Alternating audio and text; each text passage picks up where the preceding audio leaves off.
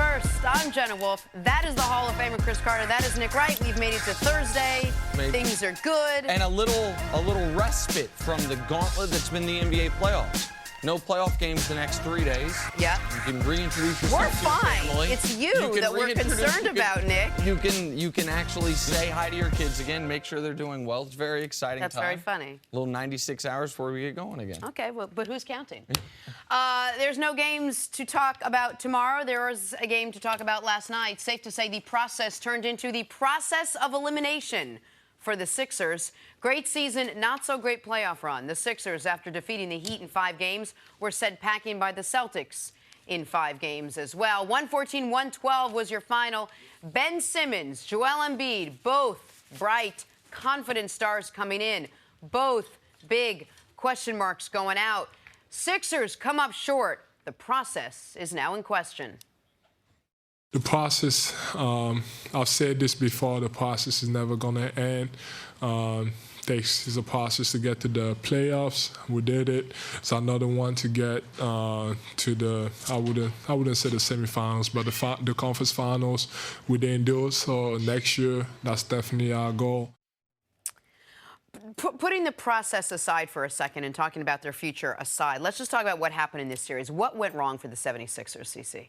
Well, I think Boston made more adjustments along the series, and Philadelphia, the couple opportunities that they did have, the games that they gave away, because if you look at it from a talent standpoint, roster standpoint, with the Celtics being depleted, you would think that Philadelphia would be a heavy favorite, definitely just based on what they have, what they've done. And, I mean, Boston, we knew offensively they'd be challenged. We didn't know that they would be as good as they would be at home. And I think, to me, the biggest difference is Boston's younger players, their ability to play with confidence at home in a dynamic way that if they go on the road, they only have to win 50% of those games. So they were able to do that, get the split there in Philadelphia. But outstanding series for the Boston Celtics. The adjustment they made, and at the end of the day in the NBA, can you stop people and can you make shots? Boston, the best in the NBA during the regular season, and their younger players in the playoffs, especially this series, 4-1 against the Celtics. Against the 76ers, they made shots. And I know we're going to focus more on Boston in a little bit, but on the Philadelphia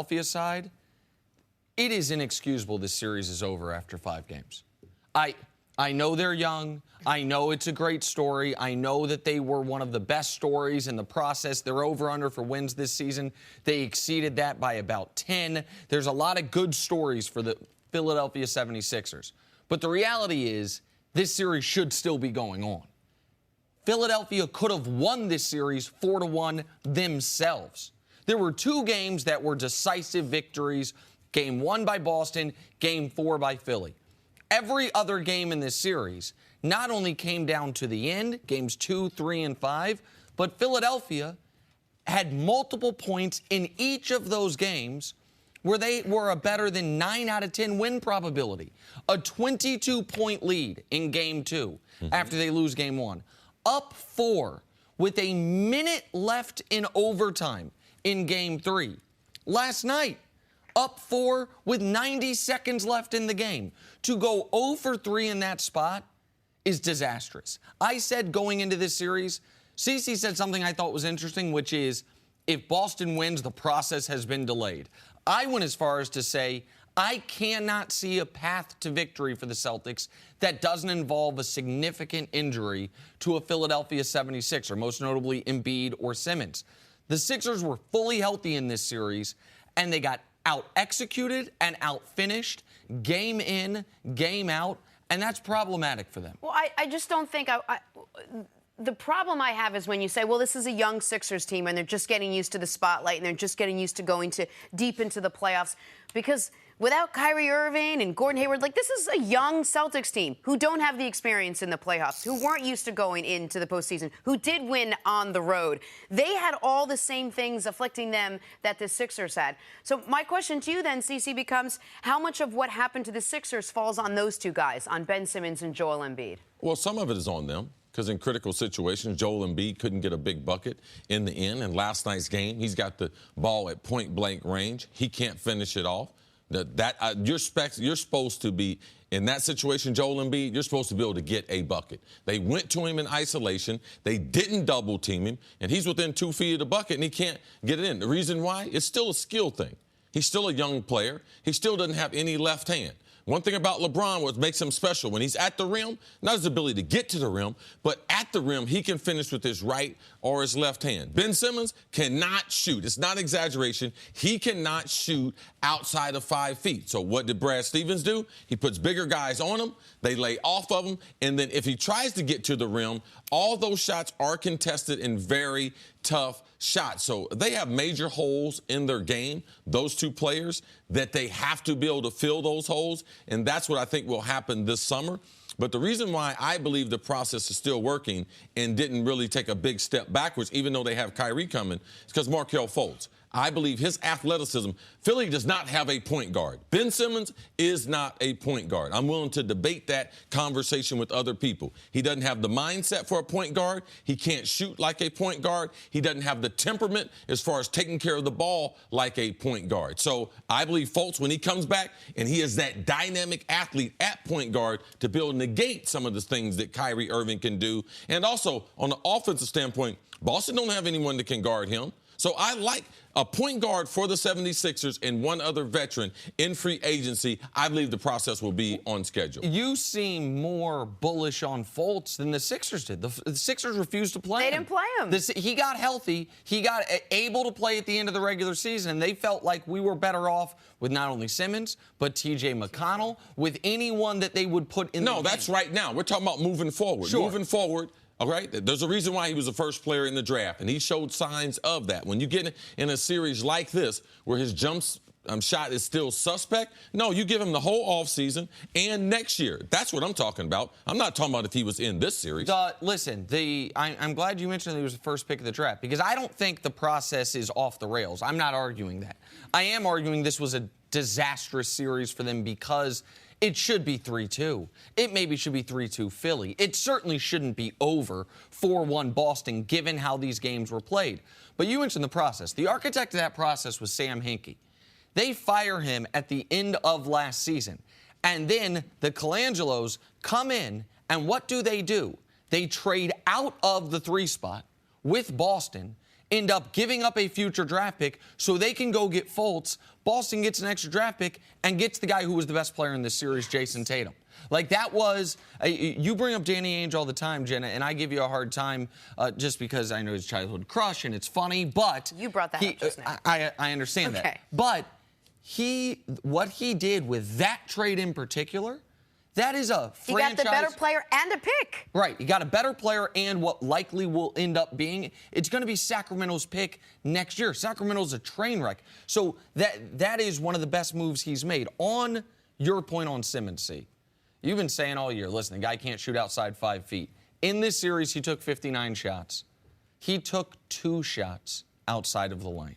And they weren't far outside. They were barely outside. He only took 10 shots outside of 6 feet. He was 2 for 10 on those. So if people don't watch the Sixers, when C's been saying all year long he can't shoot outside 5 feet, it sounds like hyperbole. Not only he can't make shots outside of 5 feet, he refuses to take them outside of 5 feet, which is almost as problematic as just missing a lot. The problematic part is, too, when you have a dominant center in Joel Embiid, it clogs the lane, like LeBron. I'll give him an example. LeBron needs shooters around him. He didn't realize that until he started getting into the Miami tenure, where he already had D-Wade, he already had Bosh. They had to convert Bosh to a stretch 5 to open up the court. When you have Ben Simmons, he can't shoot, and you have Joel Embiid, who has the skill set, he can play inside or outside, all it does is it clogs the lane and makes it cumbersome to be able to run the offense. All right, so the Boston Celtics will now face the Cleveland Cavaliers in the Eastern Conference Finals. We will talk more about this game from the Celtics standpoint coming up. But on the other side, let's talk some football. How much pressure is on Ezekiel Elliott this season? Hear it from Jerry Jones next on First Things First. All right, we're going to get to the Cowboys in just a second. But first, Sixers, Celtics, Game 5. Ben Simmons fakes out Marcus Smart, throwing down the big dunk. He can make that shot, CC. That one's not a problem for him whatsoever. I don't know what happened to the defense here. Not great communication on the switch. And a little super highway to the rim. Yeah, that's about as close. Yeah, that's about as close you can get to the rim. That's his range. Outside of that, he'll miss it. Same game, same guy. This time Ben Simmons gets the spinning 360 in traffic somehow. Did I watch this game? Did he score 50 or something? Well, no, but the Celtics didn't have a lot of highlight plays, a lot of efficient plays. They haven't, but, not a lot of fantastic wow plays. That was kind of the story of the series. Yes. Philly had, remember the last game, Embiid had the 2 monster dunks, but they lost. The impressive thing about that one, he shot it right-handed, and he's a left-handed player. All right, sticking with this game because it was the only one last night. Smart to Tatum for the alley-oop in transition. Tatum's jump shot, we didn't know it was there. We didn't know he was going to be as athletic. You could see a little bit of that at Duke, but we didn't see what we saw in his game that, yes, he can play above the rim. And that was a perfect pass by Marcus Smart. I'm not sure it was intentional or not, but it was perfect. Oh, no. All right, Jason Tatum getting it done again, this time dropping Robert Covington, hitting the step-back jumper. Robert Covington was brutal for them this series. Absolutely brutal for them all series long. Jason Tatum, oh no, that's legit broken ankles. No tripping, no stepped on a shoe, wet spot. No, you just got broke down, man. Go get it, Tatum. All right, moving on. All the talk with the Dallas Cowboys this offseason has been the players they don't have, right? 3-time Pro Bowl wideout Des Bryant, released. 11-time Pro Bowl tight end Jason Witten, retired. Someone for Dak Prescott to throw the ball to, not signed yet. But how about the players they do have? Well, that's Ezekiel Elliott. Zeke took the league by storm 2 seasons ago, but was suspended for 6 games last year. Jerry Jones thinks the lack of distractions will actually help. I think that not having to address that mentally and physically, not having to think about not only the interruption of the actual potential suspension and then suspension, but just the physical interruption of the physical aspect of that. So, yes, I think that I give him a big error as to what his performance might be without the overhang of the issue that he faced last year. We spent so much time talking about Dez and Witten, so let's focus on Ezekiel Elliott now, because a lot of that offense is going to run through him. How great does he have to be for the Cowboys to be successful, CC? Oh, he's a great player. He's a great player. And Jerry Jones makes some good points as far as Zeke, what he's been through the last year and a half. We've been talking about Zeke since he came into the league as if he's been in the league 5 or 6 years. But Zeke's 22 years old, turns 23 this summer, and he's one of the best players in the league. He's the best player on the Dallas Cowboys. All right, so it's important for him to have a spectacular season. And the way the team is built with having a great offensive line, no, they need Zeke to play like an NFL quarterback would play. We have a saying around the league that a good quarterback wins you about 4 to 6 games. The great quarterbacks, they win you about 8 games a year, just having them under center. When you have a great tailback like Zeke, he can tip that scale. He can win you 4 to 6 games. He's that kind of good. Also, I believe that they might be able to give him spelling just a little break. A sleeper pick. Dallas drafted Bo Scarborough in the 7th round out of Alabama. Now, he's a tremendous athlete, runs downhill, and I believe with Dallas' style, that offensive line, these 2 running backs, I believe Zeke runs for 1,500 yards this year. I expect Zeke to have a spectacular year, and he is beyond the investigation. He's beyond the burden. He's been in the league now a couple years. I expect to see the best Zeke that we've seen on the football field. Listen, they need him to be exactly that, see.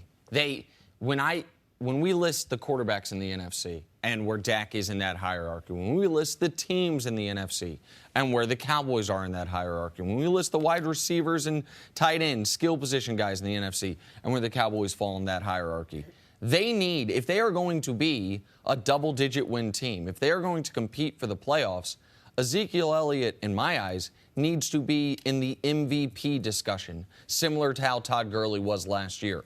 When he had 1,631 yards, almost 2,000 yards from scrimmage his rookie season, and that was without playing in Week 17, and that was with being ineffective in Week 1. So that is really 14 weeks of high-level production and 16 touchdowns in that stretch. That's the type of season he needs to have, maybe even a little bit better. If Zeke Elliott has 1,400 yards rushing, I don't know if the Cowboys can find their way to 10 wins because I don't know where they're going to get the other requisite offense needed. Like 1,400 yards would lead the NFL in rushing. I think the burden on him is greater than the burden on any running back in the NFL as far as what their team needs from him specifically to have a chance to compete. Well, here's a question, and maybe this is obvious, and if we're talking about the fact that the brunt of the Cowboys' offense is going to go through Ezekiel Elliott, and you're saying 1,400 might not even be enough, don't all the other teams know that too? Don't they just come out and game plan against him because they know Dak doesn't really have anyone to throw the ball to, and is that going to hamper him? Most of the teams in the NFL, they know what you're going to do, but the great teams, you still can't stop them. It's not as if you're going to design 5 or 6 plays, you're going to trick them. They're going to be like, wow, we didn't see that coming.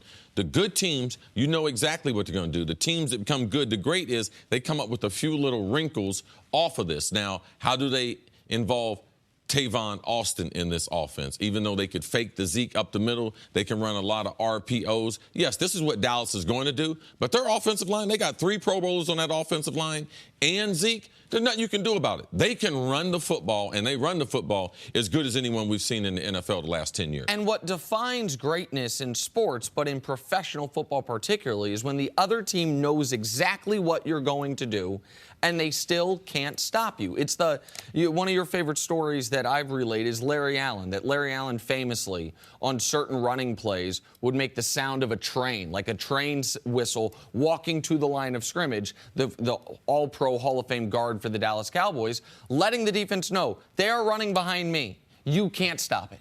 I am better than you. I am better than who you're going to put out in front of me.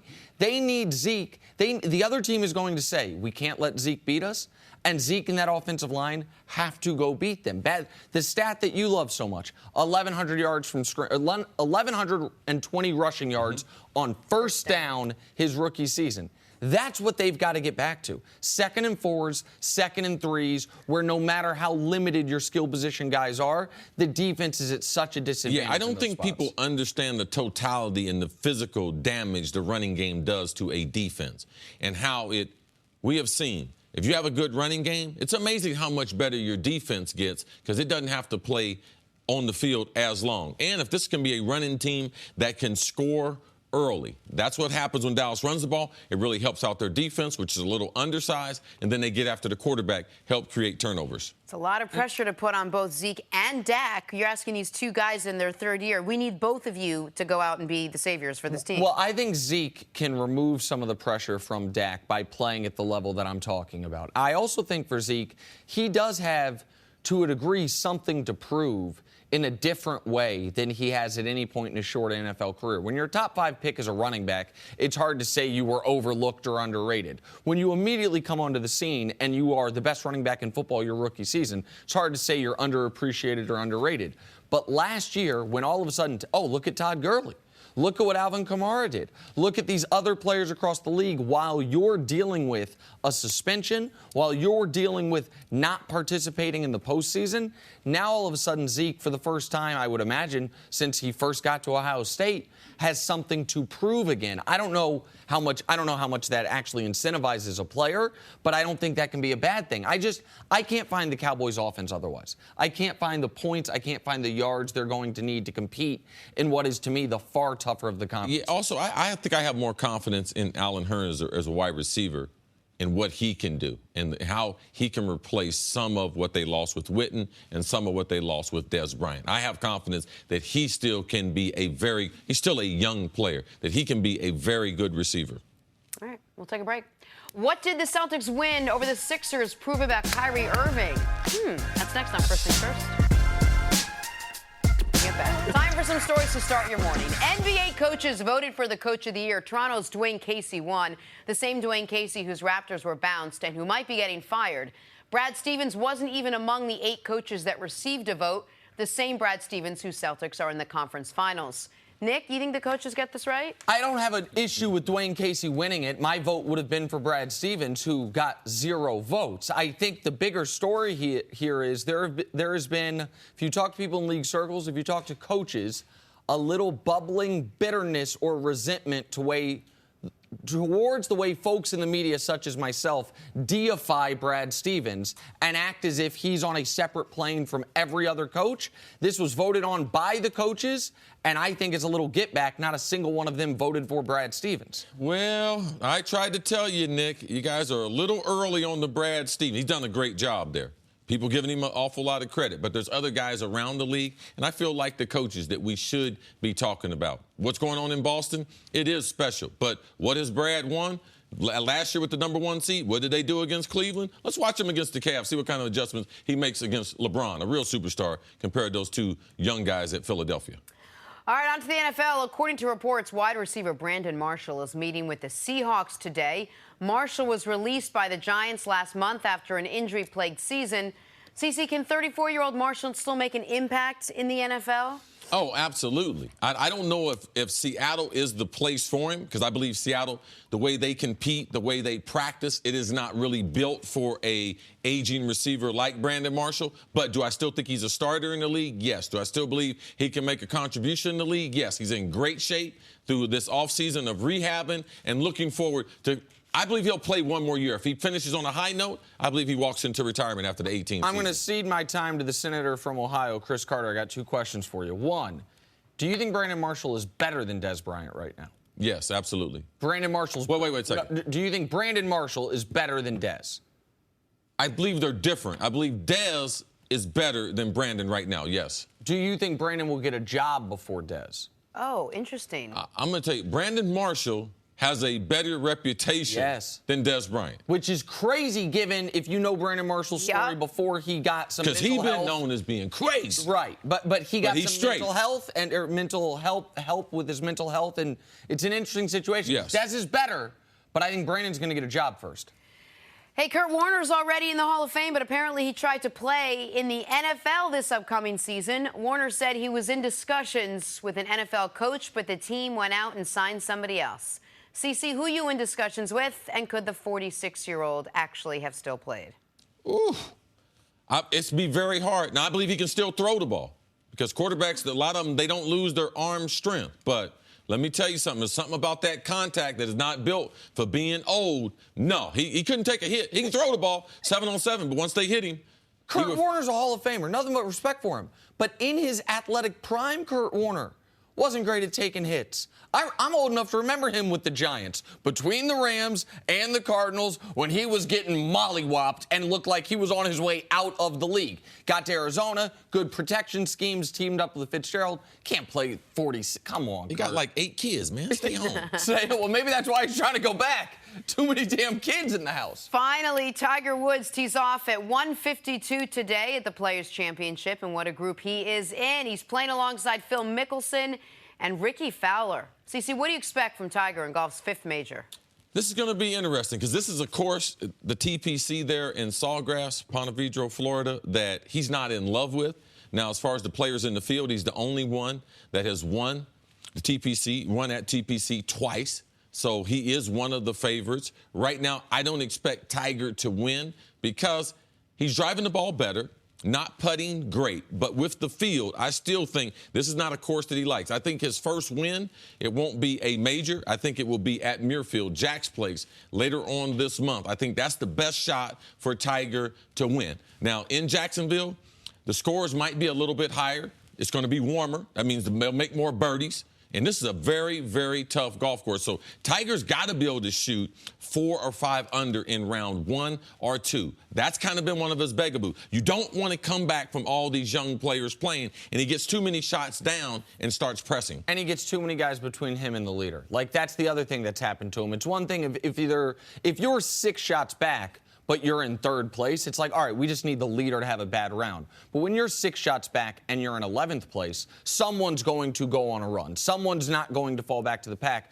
Any grass notes for this particular golf course you want to share with us before I get it's in Florida. It's his type of grass. Okay, that's what I thought. So, yes. So this is one of the, not necessarily a putting green he has in his backyard, but he's used to playing on this type of grass because he lives in Florida, does a lot of Yes, for those who don't remember when Tiger won the amateur, when he made that putt on number 17, he was a skinny little kid, had those big old pants on, belt was up by his chin. It was at this same golf course, so he's got great memories there. Okay, so here's my takeaway from just watching Tiger this year. It is so interesting to me that each tournament that we've been a little disappointed with it. So take away the first couple tournaments where he was in contention on going into the 70th hole of each of the first 2 tournaments back, or that we talked about. It was the Valspar and then Arnie's tournament afterwards. Since then, he's had elite portions of his game paired with sliding back on other portions of his game. He had the tournament where he didn't miss a single putt within 9 feet. It was like 57 to 57, but he couldn't drive the ball straight. Like, you might as well have not, you just left the driver at home. Then this past week, his driving was arguably the best it's been during his comeback, and his putting was egregious. Had more than 30 putts in every single round of the tournament. Like, he's yet to be able to he's yet to be able to put the whole thing together. Have good driving, good iron play, and good putting. There's been one of those 3 missing in each tournament he's played. Right. There's also some good news, too, is when Tiger is playing, because he's been able to practice, it shows that he still hadn't had a setback from the fusion of his back surgery. So also he's not in pain, he's able to practice, and he has a normal schedule on the PGA Tour. Typically, I look for him to win. I look for him to win sometime this summer. You know how I get very important notes in my ear? We wear these IFBs. We get very important notes. Our executive producer, Keta, wants me to let you know that is Bermuda grass. Oh. I don't even know what that means, but the grass is Bermuda grass. So, Keta, thank you so much. I was able to contribute to that That's the typical conversation. grass in Florida golf courses, right? Bermuda grass? Yeah. Obviously, at Nick. least on the golf course. Come on. Okay, there you go. Thank you. Appreciate Your that. favorite kind of grass? Yeah, JR. Oh, well, I tried not to go there, and all y'all went there.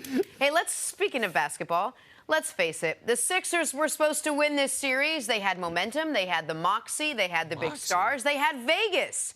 But the Celtics had consistency and quiet confidence, and in the end, they had more points.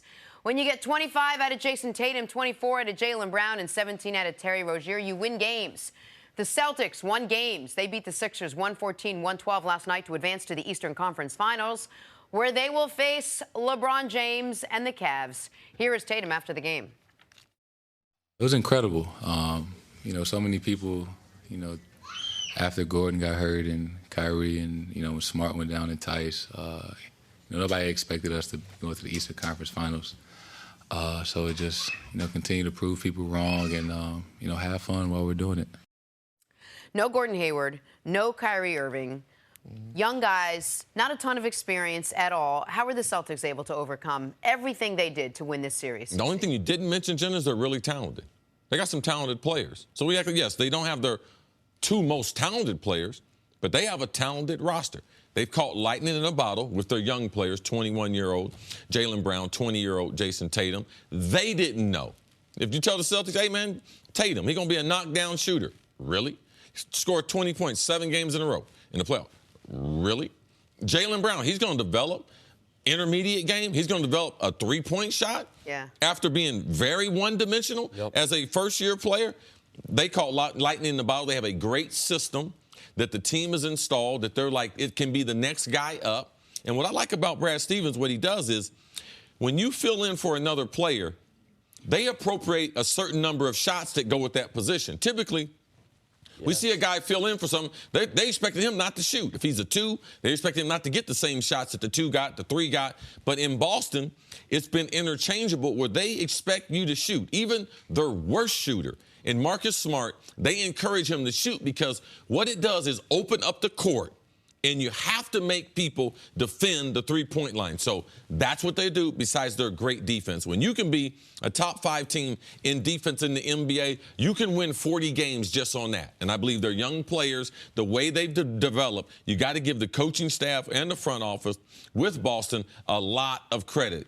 Tatum, Brown, Rozier coming on, emerging. Yeah. Like, you cannot predict the overall growth of how much these players have developed. I'm glad you mentioned the talent part of it, because when I was talking about the Brad Stevens and some of the maybe unspoken bitterness other coaches have towards the way he's talked about, the point that's been made to me is y'all need to stop acting like Boston doesn't have talent. You guys need to stop acting like Boston, because they lost their two most talented players, that they're just some bare cupboard. They had back-to-back top 3 picks who have developed into guys that not only deserve that draft position, but maybe in Jason Tatum's case, a higher draft position. Al Horford, while he's never put up the gaudiest counting stats, is one of the best big man defenders as far as a smart team defense standpoint. And he is, as we've seen in this series, he can really give fits to a great defender in Joel Embiid. Now, I don't think anyone saw Terry Rozier all of a sudden averaging 17 points a game in a playoff series. That's the one where it's like, wow, where did that come from? But these other guys were there's a reason Jaylen Brown and Jason Tatum were consensus top 5 picks, and that Al Horford had multiple teams offering him a max contract when he signed with Boston. If that's the case, then why did everyone have the Sixers winning this? Why were the Sixers favored to win this? Why was it all, well, the Sixers are going to run right over the Celtics? The Sixers were the hottest team in the NBA. They've won Yes. 20 of 21. The Sixers, since Christmas Day, had been playing at a super level, and then even without Joel Embiid, they had maintained that level, and they were coming together. They were healthy, and we just thought, like the Sixers, we thought their top-line talent, we thought the best two young players on the court, or I did, would be Embiid and Simmons. The best young player on the court was Jason Tatum. Yeah, and Boston offensively, we know they're challenged. They were better offensively than we expected. And, Jenna, people have to look at it. Sometimes we don't know what we're talking about. All right? That can't be it. What's the other option? No. Jenna, sometimes we don't know what is going to happen. In the Boston series, you would not think they're going to win Game 1 and Game number 2. Nick gave you the stats earlier as far as Philadelphia, the opportunities they had in 3 of the 4 games to be able to snatch those games. They lost those games. Right. They lost all those games. So that becomes important, winning tight games. And for a young team, Philadelphia, they're inexperienced.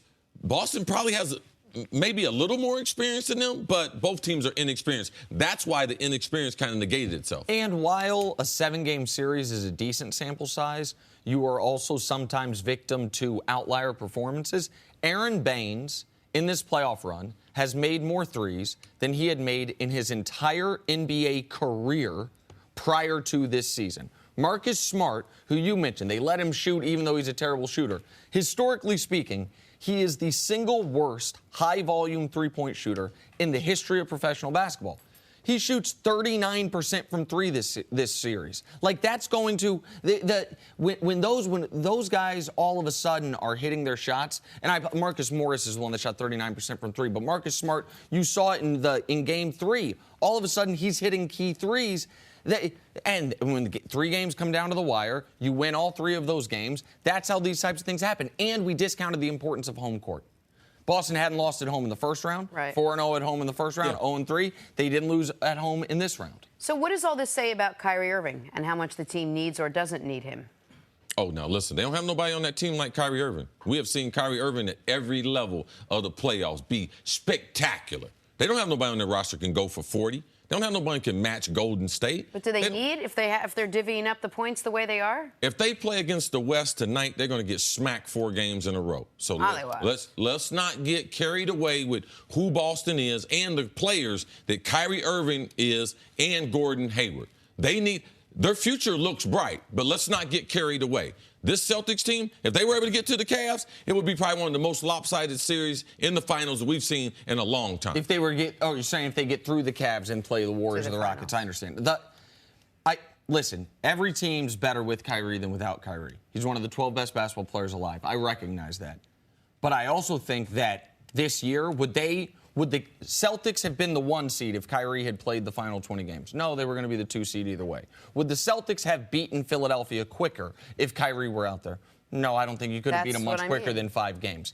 Against the top competition, now, listen, we'll see how they play against Cleveland. If they get beat up against Cleveland, as I anticipate they will, that's where Kyrie's value will be shown. But, I mean, I understand the question because you look at Kyrie and you say, okay, so the team that lost Kyrie is in the conference finals Yeah. in Cleveland. And the team that traded for Kyrie is in the conference finals without him in Listen, Boston. I'm not going to let no one hate on Kyrie. Kyrie is an amazing player, and he's done it at the highest level. You guys think there's pressure? Ain't no pressure the second round. The way Kyrie Irving has done it with LeBron against Golden State, oh, right there. Kyrie Irving is a special, special player, and that's why Boston, that was one of the great moves that they made, even more significant than even drafting Tatum and Jaylen Brown. Let me ask you one thing, because I'm not hating on Kyrie, and I recognize that he is, as far as a shot creator, as good as there is in the league. I'm on the record saying I think he is. I think there's two skills he has that are as good as anyone in NBA history, his ball handling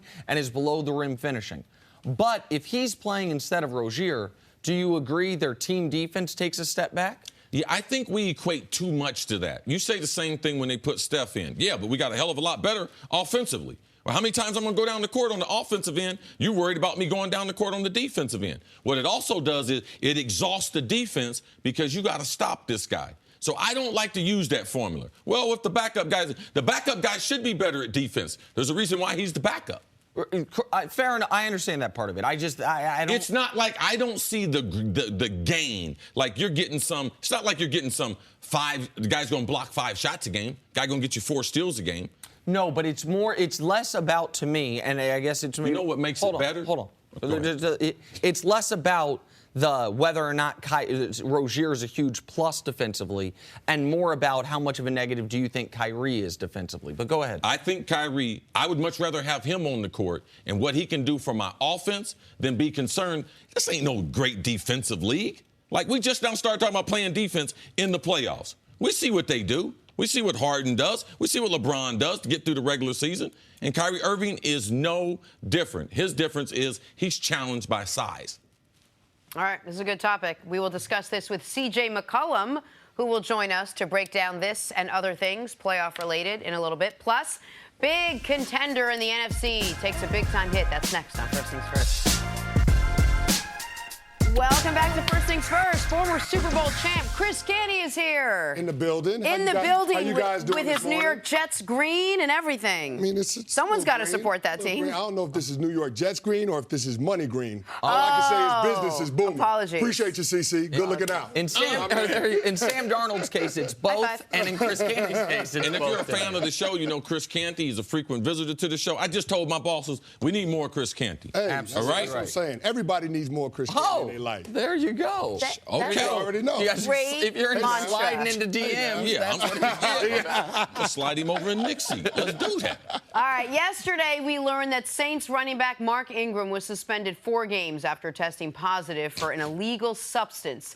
His agent said in a statement that Ingram was vigorously appealing the suspension and that Ingram took neither a performance-enhancing drug nor a substance nor an illegal substance. The league later issued a statement saying that Ingram's appeal had already been heard and denied. CeCe, let me start with you on this one. How big of a deal is Ingram's 4-game suspension for the Saints? For the Saints, it's a big deal because he's a player that they didn't foresee something like this happening. When you have a roster, Bill Walsh talks about it, you can have 5 bad guys, 5 edgy guys, 5 guys you might have a problem with their personality, what they do off the field. 5 guys might get suspended sometime. Or might get into a fight, might do something questionable. But besides that, based on the ratio, 53-man roster, 8-10 guys on the practice squad, you can't really have more than that.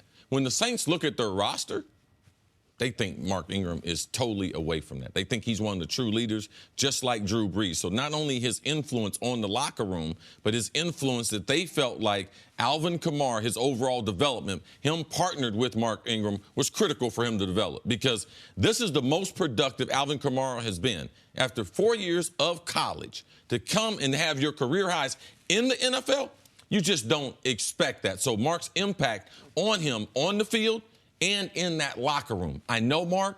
I've been knowing him. I know his family. He works out with the same trainers at the same facility that we have for years. I have seen him, worked out beside him. This is not what I expect. But it's a big, big deal when an organization and you have one of your frontline players and he's going to miss a quarter of the season. Wait, what you're saying, just for the audience that wasn't watching yesterday, you think that you don't believe that it was some sort of performance-enhancing drug. You're saying that it was what he says that it was. Mark has not shown me the character that he would try to take HGH or some other type of steroid. So it was a supplement or something. Yeah, because the supplement, this is the way it happens.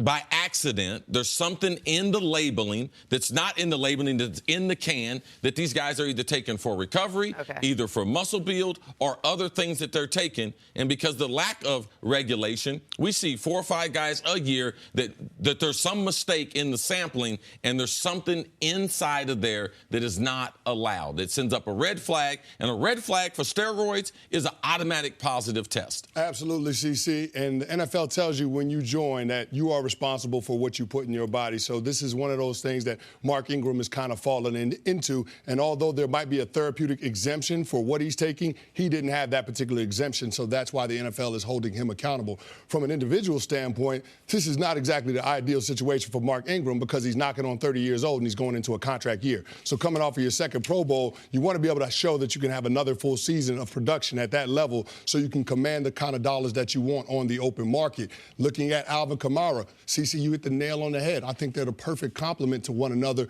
The skill sets, what they bring to the table. So there's going to be effect on his game as well. But taking a big picture view of this thing, the New Orleans Saints are going for it. They're trying to win a Super Bowl. That's why they traded a first-round pick in 2019 to move up to draft Marcus Davenport. They needed another pass rusher. They're gearing up to try to make another championship run with Drew Brees. And so when you consider the first 4 opponents, although it's not murderer's row with the defenses that they'll be facing, it's the Bucs, the Browns, the Falcons, and the Giants. It's 2 divisional opponents, one of them on the road. Right. So you don't want to put yourself in a hole early in the season and not having that ground game be with Drew Brees in that offensive passing game, that's going to affect this team. So I don't necessarily know that this is going to be a good situation for the Saints missing a big part of their offense. 1,500 yards from scrimmage last year. I don't know that this is what they envision going into the 2018 season. From a positive standpoint, if I'm Sean Payton, if I'm the general manager, if I'm Drew Brees or any other player in that locker room, I like the early suspension. Just like Tom Brady a couple years ago, he misses 4 games to start the season. You have time to recover. You can have a bad month in the NFL. You can't have a bad December, but you can have a bad September. So I like the suspension being early, and I like also that there's not a cloud above the team, which we saw with Dallas last year. You have other guys answering questions week after week. Well, is he going to be here? Is he not going to be here? The effect on the team and the role that those players take. So from a positive standpoint, I'm glad they're able to get it out the first 4 games of the season because it gives the Saints enough time that they can recover. All right, so you made 2 points that there's exactly where my mind was, and I want to elaborate on them. One is the divisional opponent part of it.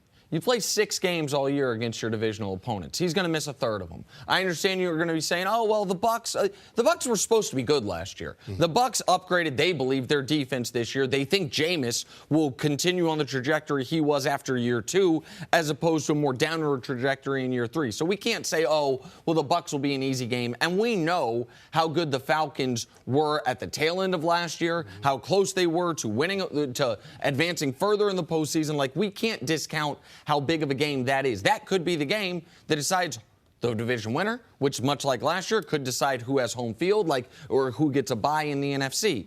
The other part of it is that trade on draft day. If you were watching the draft live, the Saints had given up so much to move up. The general consensus before the pick came in is, well, you'd only do this for a quarterback. Remember, it was they've got to be trading up right now to go get Lamar Jackson. We heard that the Saints like Lamar Jackson. You would never give up this year's first and next year's first for anything but a quarterback. Instead, they said, we are going for it right now. We're drafting something of a project pass rusher from UTSA because we think by the end of the year, he can be full go and be that final piece that we needed. Because if you remember last year, when they lost their star defensive end due to injury at the tail end of the season, that drastically hurt their defense. So for the You can look at the Minnesota Vikings game. I mean, if you can get the quarterback on the ground and not let Case Keenum throw that pass, then you don't have to worry about that Minnesota miracle. And I know Philly fans be mad at me for saying this, but I think if the Saints play Philadelphia, even in Philadelphia, they got a great chance of winning that football game. Like, they were as good as any team in the league last year. Ingram was a big part of this. Now, this obviously is not as big of a deal as if Brees was out 4 games. I don't even think it's as big of a deal as if Kamara was out 4 games. But it might be the next on that list. He might be the next most important skill position guy on their offense. I would feel a lot less comfortable if it wasn't Sean Payton. Because now, with the suspension, he has all of training camp to be able to work on a game plan on how he's going to attack the NFL. And Sean Payton, to me, one of the best play callers, if not the best play caller we have in the NFL. And here's what I'll say to that, CC. When you look at how this offense is built, everybody wants to point to the skill position players, but that offensive line is pretty doggone good. Yes. I mean, everybody talks about the Philadelphia Eagles offensive line, the Dallas Cowboys, the Minnesota Vikings, the LA Rams. It's a very underrated offensive line. When you look at the tackles, Teron Armstead and Ryan Ramczyk, two good tackles. I mean, one of the best tackle tandems in the conference. So that offensive line is going to be what sustains and what drives this offense. And as long as you got Drew Brees, you got a chance. So those guys will be healthy. Remember, you have a few of them in and out of the lineup during the course of the regular season. They're going to be healthy at the beginning of the season. One of their guards missed the NFC game against the Vikings. He got injured in the first-round game, and that was a big part of that as well. Love what you said about having it be the first 4 weeks. That's everything we talked about with the Cowboys last year and Zeke. Get those games over with so that you can recoup and get back into it if you have to. All right, Chris, stick around. Coming up, we're going to tell you why the spotlight on Dak needs to be shifted to someone else. That's next on First Things First. Back here on First Things First with Chris Canty. What's a bigger factor in how a team will fare, Chris? The weapons they have or the weapons they don't? Huh? Good question, right? Well, the Dallas Cowboys don't have 3-time Pro Bowl wideout Dez Bryant, and they don't have 11-time Pro Bowl tight end Jason Witten. But how about the players they do have? Number one being Ezekiel Elliott, who took the league by storm 2 seasons ago, but was suspended for 6 games last year. Jerry Jones thinks the lack of distractions will help him. I think that, and from every evaluation that I've seen, Dez has an excellent opportunity to make a contribution and a significant contribution to a team in the NFL. Our time was the time and the right time as far as our relationship, but that doesn't preclude him from being productive for another team.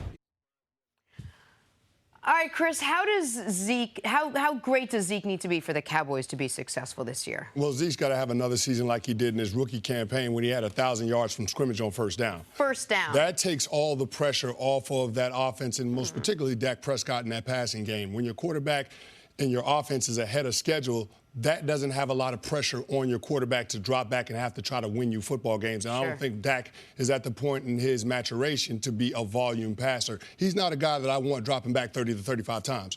I want Dak Prescott dropping back somewhere between 18 and 25 times, and I want to be able to turn around and hand the ball off to Ezekiel Elliott 20 to 25 times, allow that offense and that running back to be the hammer and really control time of possession, being able to control field position, move the sticks, and that's how we're going to win football games. The Dallas Cowboys in 2016, they won 13 games because they controlled time of possession, they kept a bad defense off of the field, and they didn't put too much on a rookie passer. That's their formula. That's what Ezekiel Elliott has to do in order for this Dallas Cowboys team to have a successful year. Remember, looking at Dak's stats from last year, he had 16 total turnovers. 10 of them came during that 6-game Ezekiel Elliott suspension. But listen, the template you're describing, where you're basically going to, I don't want to say win despite your quarterback, but not ask your quarterback to go out there and win you a bunch of games. There's 2 ways that can work. You either have a very good defense to complement your running game, or your running game is the best in the league by a wide margin, by a full standard deviation. Like, what you're asking them to do doesn't work if Zeke rushes for 1,350 yards, and 1,350 yards might win you the rushing title. Like, that is the level of expectation you're talking about, and I agree with you. So what are you looking at, 1,500? 1,600? Yes. What we saw from DeMarco Murray in 2014. It's going in that direction. That's what it has to be. In 2016, he only played 15 games, and he was less than 15 yards away from 2,000 yards from scrimmage, and he had 16 touchdowns. That's what I'm talking about. Unless Dak is going to take a significant step forward, which I think will be difficult given the weapons he has as far as pass catchers, tight ends, and receivers, you need Zeke to be in the MVP discussion. That type of season for this Cowboys team to win 10 or more games. I think it's very important that Zeke has a good year, but I think it's more important of all the people that we're not talking about that they have a good year. I think Zeke is the most dependable thing that they have. Why am I expecting him to have a great year? It's just not because of the offensive line. It's not because now he's got 2 years of experience, but what he has gone through in the last 24 months. When he left Ohio State, he did have some injuries in coming into the league, so he wasn't in talking to his dad, who last year I talked to his dad several times on the phone. He wasn't able to lift weights like he typically would. Now, he is a workout warrior. We know about his speed, but he couldn't lift weights a lot his rookie year. Second year, we know what he went through off the field, so that was troubling time. So right now, I mean, this is the most peace he's had since he left Ohio State. So I expect him to have a great year. But there's more pressure on the offensive coordinator. There's more pressure on Jason Garrett as a head coach and the other complementary players, Allen Hurns, Terrence Williams, Cole Beasley, all these players and these coaches, they have to come up with the game plan that they can get explosive plays. You run the ball in the NFL to control the clock and to help your defense, but you score points in the passing game. So regardless of how much y'all talk about Zeke, 1,300, 1,500, all those numbers are just a footnote. If they don't make big plays and have a consistent passing game, they will be an 8-8 football team. But Chris, what is their path towards a big passing game with what they have now, the complement of players? Or do you think they're not done yet? Well, I think they're going to have to use the width of the field because they don't have a receiver that has deep speed, so they can't stretch defenses vertically. So they're going to have to use the small, quick guys, get them the ball in space. Cole Beasley, Tavon Austin, get them the ball in space, make defenders miss, pick up yards that way, move the chains. But ultimately, I think the most pressure is probably going to be on that offensive line because that's a group that didn't live up to expectations last year. And I know Tyron Smith was dealing with the back injury. Yep. They drafted Connor Williams in the second round, a tackle out of Texas. Probably going to kick him inside to left guard, move Lyle Collins out to right tackle. I don't know about Lyle Collins being able to hold up in space. That's one of the things I'll be watching for the Dallas Cowboys offensive line, just understanding that both in the run game and the pass game, that offensive line is going to have to be the key to success. And Collins, he struggles more in the passing game. He's a great run blocker. So as far as what they're trying to do with Zeke, now he can mash you. They can knock you off the ball. But when they become predictable, he can be one of the weak links over on the right side. If we're talking about how the Cowboys are going to score points or move the ball absent of Ezekiel Elliott, I know, CeCe, you mentioned earlier that you're more bullish on Allen Hurns than you believe I am or than maybe a lot of the football world is. I want to mention Tavon Austin. Because Tavon Austin was taken with a top 12 pick in Los Angeles. He was then given a contract that a lot of the football world said, wait, what, really? And then it seemed like the way the Rams were using him with Jeff Fisher was almost to try to justify the contract. Like, we've got to get him the ball a lot.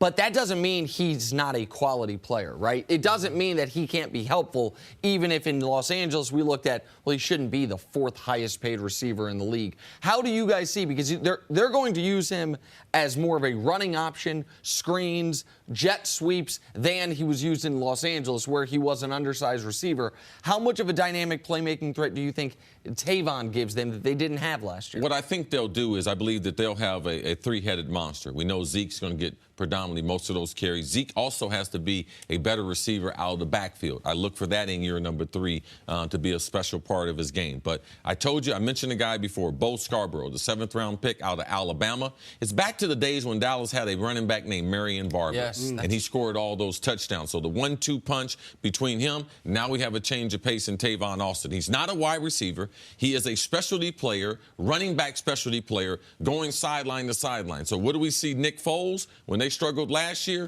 in faking the ball in the line of scrimmage to one of their running backs and getting the RPOs where you can throw a quick slant or you can swing the ball to another running back or throw the ball sideways. These are the things that you have to see in Dallas's offense. A lot like Dak did when he was in college, a lot like Tavon Austin did when he was in college. Also, the RPOs. Watch Ohio State when they thrashed Alabama. That's what they ran Zeke on. So all the talent that they do have with Cole Beasley, it leads to them going sideline to sideline better than they've been able to do. Yeah, I think the offensive passing game has to be more geared toward getting the ball out of Dak Prescott's hands quickly with a lot of those RPOs. Similar to what Doug Peterson tried to do with some elements with Nick Foles when he became the starting quarterback with the Philadelphia Eagles. I just don't want Dak trying to throw the ball or push the ball down the field because I don't think that he has the personnel to be able to do so. But I also don't believe that he's developed as a passer to be able to do that consistently and win games that way. So it's going to have to be get the ball out of his hands, two guys that can make plays, make people miss in space. That's how they're going to have success in the passing game. But again, it has to be in tandem with the running game. And the running game has to make sure to keep that offense out of long downs and distances. You don't want to become predictable in your passing game with Dak Prescott and these skill position players right now. Chris Canny, thank you so much. Great insight, as always. Coming up, is the process broken? That's what they might be saying about Philadelphia. It's coming your way on First Things First. We're sticking with the Celtics. Sixers. Celtics face the Cavs in the Eastern Conference Finals. We all know LeBron and Al Horford will be key players, but others will have to step up as well. CC, the biggest X factor in this series, will be blank. There's several of them on this one, but I got to go with Marcus Morris. I just believe, and especially going against LeBron, you need guys around 6'6" to 6'10", guys who have that temperament. They got a mean streak in them. They have no back down in them. And also, you got to make LeBron play on the defensive end. They got to be able to make some shots. He provides that for them. He's their biggest bench player, averages the most points off the bench. Marcus Morris, the twin. And in case LeBron didn't want to get lippy, I got my brother in the stand. His brother, are known to roll up on some people and lay a beat down on them, allegedly, reportedly. So, yeah, Marcus Morris is a good one. I can hang with them, too. I like them. Man, those are some tough kids. I ran into the brother one day shopping in New York. Which one, Markeith? Yes. Are you sure? He wasn't lying to you? Yeah, I'm sure. No, they were playing Baltimore. They were playing Brooklyn. I got you. Listen, I'm going to the other team, George Hill. George Hill was... Oh, yeah, that's a good one. Him not being in for 3.5 games in the Indiana series was critical. And he is a guy who was known to get nicked up with minor injuries that appear to be major injuries with how much time he misses. They now finally have a 7-man rotation that they trust. They like George Hill as the starting point guard. They traded for him to be the starting point guard. He's an X factor. He's got to stay healthy so LeBron doesn't have to run the point, so Calderon and Clarkson don't have to get a ton of minutes. All right, moving on the other side, the Rockets will face the Warriors in the Western Conference Finals. No shortage of superstars in this series, but Nick, the biggest X factor in the Houston-Golden State series will be blank. Klay Thompson. Now, you might say, he's a superstar. Well, okay, sure, but he is, in my eyes, the 7th or 8th most important player in this series, which is why I think he qualifies as an X factor. If Klay is lights out from 3 the way he was early in the playoffs, very difficult for the Rockets to win. They're going to have to slow Klay down.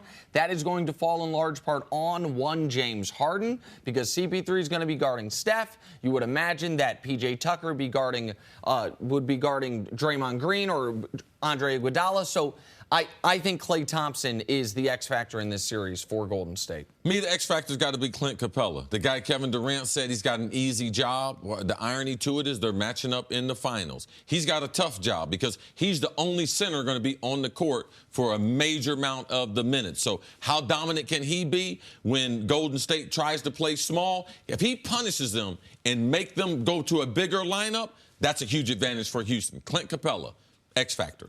All right, yesterday, Raptors head coach Dwayne Casey was named Coach of the Year by the National Basketball Coaches Association. This award was voted on by all 30 NBA coaches. CC, the Coach of the Year, in your opinion, should have gone to blank. Team that won the most games. Mike D'Antoni won 65 games. Nick, how many times has that been done? 20. Oh, I think that's pretty special. Any other coaches, whatever they did this year, someone else has done it. All right, so when you win 65 games, you should be the Coach of the Year, especially given how they struggled in the playoffs. And adding Chris Paul, I love it. I think it can't just always go to team with the best record because sometimes that's coaching. It can sometimes if you ask me, though. Sure, of course. I'm just saying why I'm not giving it to Mike D'Antoni. I'd give it to Brad Stevens. When you lose your star free agent acquisition in the first quarter of the first game, what's you that? guys ruined this campaign. Well, oh, yeah. All you talking heads out there, you guys smart. Oh, Brad Stevens, best coach in the NBA, even over Greg Popovich. You guys whacked him. That's why he didn't get no votes. He got no votes from his peers. He got no votes because you were talking about Well, him. I think there is something to that. Not that I was talking about him, I was, but you were. A lot of people similar to myself have elevated Brad Stevens to a place I think a lot of his colleagues feel he doesn't deserve. I feel he does deserve it. I think he did the best coaching job in the NBA this year. He was my Coach of the Year, and I think he'll win the one that's voted on by guys like me. All right, on to the NFL. Des Bryant is still unsigned. However, Cowboys owner Jerry Jones recently said that Des can still make a significant contribution to a team. Yeah, he just can't make it on my team. So, Nick, the team that could use Dez the most is blank. The Jaguars. They lost both Allens this offseason. They need a guy who can help out Blake Bortles somewhat and give you some type of threat on the offensive end other than Leonard Fournette. I say the Jacksonville Jaguars could use him. I'm going to go San Francisco 49ers. I've been saying them for a long time. They don't have a big receiver, big as in stature. Goodwin is their number one guy. He's not a number one. Track star. He's not a number two. He is a number 3 or a number 4. Jimmy Garoppolo, Dez Bryant would be a fit for the 49ers. That's a good one. All right, yesterday, Hall of Fame quarterback Kurt Warner, who is 46 years old, revealed he was considering a comeback more than 8 years after retiring. He even spoke to a coach about that and his wife about that. So that got us thinking, CC, the retired athlete you'd want to see come back the most is? You guys know I love football, so I'd like to see Peyton Manning. At the end of his career, he couldn't throw the ball because of the neck injury and everything, but I thought Peyton would be one of those guys that played until he was 45. Man, bring back Peyton Manning. I never get tired of watching him. Oh, man, that running the audible offense, man, that was amazing stuff. That's a great answer. I got a better answer. The guy I'd like to see, show it to him, America. I want to see this guy make a comeback in this body type, in this form. Show it to him, America, please. Oh, there he is. Look at that guy. All right. That's one. Gradual Christopher Carter. Better known as Chris Carter. Better known as 130 touchdowns, Pro Football Hall of Famer. I don't know how old CeCe was in that picture. You made fun of me eating grapes? Oh, well, listen, you eating grapes, I don't Look Jenna, at that you're in great picture. shape. Look at my man CeCe. That's the kind of guy that eats grapes CeCe like with some that. confidence, wearing the Speedo. Man, that looked like I love that guy. Where's that guy? Hey, he don't live no more, man. I love that guy. Where's that guy? Man, he doesn't Where'd he go? Man, he's buried somewhere inside that guy. Sue asked me if he could show up to the wedding. I was like, no, he gone. No, he's gone. He is gone. But that's the guy I'd like to see make a comeback. And in this, listen, man, if Dez can get a job, CeCe can get a job, CeCe can go out there. It's like I try to tell you and Dusty and Deontay, y'all keep messing with the old man. That dude is inside of here. Y'all don't want him to come. Y'all don't want him to come out. Y'all don't want him to come out. Man, look at your quads, bro. Look at his shoulders and his traps. All right, that's Sorry. Enough. Got it. I didn't blow his head up too much. I like him. Anyway. And by the way, where'd you buy that swimsuit? Coming up. Is that what that is? The ladies department? Coming up. Should the Sixers still trust the process? We're back after this. Time for some stories to start your morning. There's Tiger Woods. He tees off at 1:52 today. The TPC, the Players' Championship. What a group he's in. He's playing alongside Phil Mickelson and Ricky Fowler. Chris, let's dive into your wheelhouse. What do you expect from Tiger in golf's 5th major? Not what I expect from Tiger. Tiger better shoot 4 or 5 under par, because with the depth that we have on tour now, you can't get too far behind these players. Tiger, you can't shoot 1 under, 2 under, even par of the first round. Somebody going to go out there and shoot a 66. Somebody might shoot a 65. Like Tiger, the weather in Jacksonville or TPC where it's played, great. It's going to be 80-something degrees. It means a lot of birdies. Ball going to be flying, distance. So his driving has been good. Let's get back to old Tiger making some putts. If he makes putts, he can be in contention. I still think he's about a month, 6 weeks away from winning, getting back in the winner's circle. He was awful with the putter in the last tournament. He needs to be better here. I just hope he scores better than Phil Mickelson. That's what I'm rooting for before we get to the weekend. I hope he beats Phil Mickelson. I think it'll be fun to watch them play together. Okay, on to the NFL. Kurt Warner is already in the Hall of Fame, but apparently he thought about making a comeback for the upcoming season. Warner said he was in discussions with an NFL coach. The team went out and signed somebody else. CC, could the 46-year-old Warner actually have still played some football? Nope. Absolutely not. Why not? There's a thing called contact, and there's a thing called avoiding contact, all right? It's hard enough when you're young to avoid contact, let alone when you get old. And you get older, your body is not meant to be hit by a young NFL player. And that right there would send Kurt Warner. And let me tell you something. What the Hall of Fame should do, if Kurt Warner goes back on the field, we're going to hold his Hall of Fame jacket. Rescind it? No, we're just going to hold it because he's not going to look like a Hall of Famer when he's on the field. Man, and I watched Kurt Warner. People think of him as a Ram and then as a Cardinal. What we're not showing in this compilation are the highlights with the Giants Yes. when that contact came and got him. Yeah. He's not a guy that would deal with that contact that well at 36, much less 46. According to reports, wide receiver Brandon Marshall is meeting with the Seahawks today. Marshall was released by the Giants last month after an injury-plagued season. CC, can a 34-year-old Brandon Marshall still make an impact in the NFL? Yes, he can. Brandon's one of the best conditioned athletes that you'll ever see. He loves training, loves working out, is really committed to taking care of his body. He didn't like, in talking to him this offseason, he didn't like the way things ended with the Giants. He really thought coming there as a number 2 opposite of OBJ, but got injured early. OBJ got injured. They had an awful season. Yes, I believe he can make a contribution at 34. What I'm surprised at with Seattle is that they bring him in and not Dez? Yeah, not even give him a look, not even an interview. That's very surprising. And it also shows the rehabilitation Brandon Marshall's done of his image and of his mental health. Yeah. As opposed to, if you consider our locker room, they're trying to tear down and rebuild in Seattle. We can handle Brandon Marshall. He might actually be an asset to the locker room. And we don't even want to look at 5-year younger Dez Bryant. Crazy. That's an indictment on him as well. All right, finally, the Great Paul point. George sweepstakes is just getting underway. One potential landing spot could be the team who traded him away last season, the Indiana Pacers. Wouldn't that be something? But their GM couched it, saying that it would, quote, depend on the fit. Nick, where do you think PG-13 will eventually land? But before I answer that, can I just talk? Because I don't think he's going to go to the Pacers, but I do want to say this. I think it'd be a great fit. I think that'd be remarkable for them. If they are able to basically loan him out to Oklahoma City for a year, get Victor Oladipo back, have Oladipo turn into that type of player. Our friend Chris Mannix has told you Paul George is a small city guy. He likes fishing. He likes more of a quiet life than you maybe would assume. So Indiana and Oklahoma City have fit his personality. So I think it'd be great for the Pacers if they could get him back. But I think he's going to Los Angeles. I think along with him will be one of the 6 best players in the league, maybe one of the 1 best players in the league in LeBron James. But I think that's where he's going. I think that's what Magic's been building towards. I think sometimes when there's smoke, there's not fire. But sometimes when there's been billowing smoke for months and months and months, it's because there's a fire. There's been a lot of smoke surrounding Paul George and the Lakers for quite some time. And also there's been a lot of questions coming out of Indianapolis. Would they want Paul George back? When you even hear the general manager in his quotes, he talked about that as our culture's a little bit different. We don't want superstar players. We want people who just want to work hard. To me, it seemed like an indictment on Paul George because he is a superstar. To me, Jenna, it's like that old girlfriend and everything. Ain't no need to go back. Like, it ain't better. You remember it for what it was. Like, just keep it moving. Like, don't go back to old girlfriend. It's like, then she comes up with, I didn't want you anyway. Oh, you know something? I feel the same way. Paul George should move on. For like 5 seconds, I thought you were talking about my life. And then I was like, oh, wait, we're talking about Paul George. Well, I mean, there I are was some trying analogous to give you something in your situations. wheelhouse. But what you do with it, Jenna, I don't know. I put it by the rim.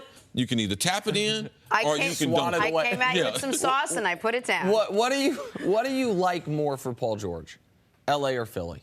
L.A. assuming they get another guy, not just him, L.A. or Philly. I just think the pool of going back home, back to your home state of California, is stronger on players than people realize. Now, I think the better basketball situation is in Philadelphia. I mean, you imagine Paul George being on that team last night. I don't care who Boston have. They can bring back Gordon Hayward.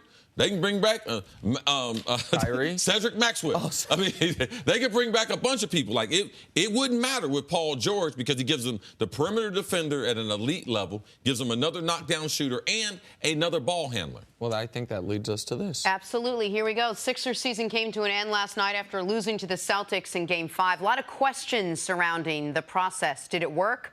Are Joel Embiid and Ben Simmons enough to carry this team further next year? Does it need more processing? Here's Embiid with some thoughts on the matter. The process, I've said this before, the process is never going to end. It's a process to get to the playoffs. We did it. It's another one to get to the, I wouldn't say the semifinals, but the conference finals. We didn't do it, so next year, that's definitely our goal. All right, obviously a lot to be addressed this offseason. Embiid's being a little disingenuous there. He says, our goal was not to get to the conference semifinals. His goal was to get to the conference finals. That's not what they were talking about. That's not what they were acting like. They starting with the way they ended this season after they got that 30-point lead on Cleveland, their goal was the NBA Finals. And they were being discussed as they were the Vegas favorite at one point this postseason to make the NBA Finals. So he's now resetting where their actual goal was by the end of the season. But I just want to add that. But go ahead, Jenna. You know, when we talked about this earlier in the show, CC, you mentioned we talk about what do the 76ers need? And while they need Ben Simmons to shoot from outside of 5 feet, and they need Joel Embiid to have a little bit more of an aggressive role, and then you casually mentioned, and maybe they can get a veteran in. But I think that's in real discussions here, because every time one of these, a Paul George or even a LeBron James name comes up, Philadelphia is, we talk about the Sixers as a possible landing spot. Do they need a superstar to actually compete for a championship with the team they have constructed now? I don't know if they necessarily need a superstar, but they need a couple different players, all right? It's hard when you have a lineup that has Bellinelli, J.J. Redick, and T.J. McConnell in the lineup. The reason why, because Brad Stevens, what he did was he posted up all 3 of these players. All 3 of these players undersized. All of them are good shooters, but they're undersized, and none of them are athletic enough to be able to compete with the most athletic teams in the NBA. So you might talk about it being a superstar player. They need a wing player that has some size and can shoot. It would help this team out better, but more importantly, what they need is they need Markelle Fultz to take over the point guard spot for them. I believe that will give them the type of balance, because he is a great athlete who can push the ball. He's 6'4". You can't post him up. He's not a detriment on the defensive end. So, yes, getting another player, I'm not going to hang on just it got to be a superstar, but it can't be players that are one-dimensional like Bellinelli and J.J. Redick are right now. I am going to hang on it being a superstar for this reason. This is the only summer they can do it. People need to understand this. Because Joel Embiid's contract extension is kicking in, and because they are going to give Ben Simmons the max, and because they drafted Markelle Fultz at number 1 overall and the salary that goes along with that, and because of the contract they gave Robert Covington, the only way they can sign a free agent, not trade for one, or sign a superstar, not trade for one, not give up one of these big pieces, is this summer. If they do not sign a star player this summer, they will not be able to over the next 5 years. Doesn't matter what the cap grows to, this is their window of opportunity right now.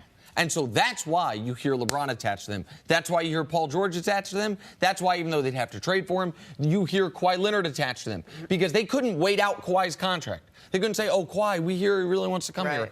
We'll wait a year till he's a free agent. They wouldn't. In a year from now, they can't do it.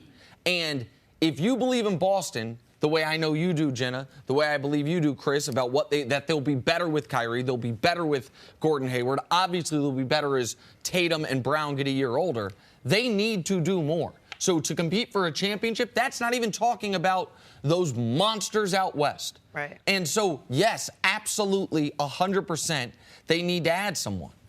So I understand everything you're saying. I understand where that window is. But do we even have this conversation, CC, had this team made it to the Eastern Conference Finals?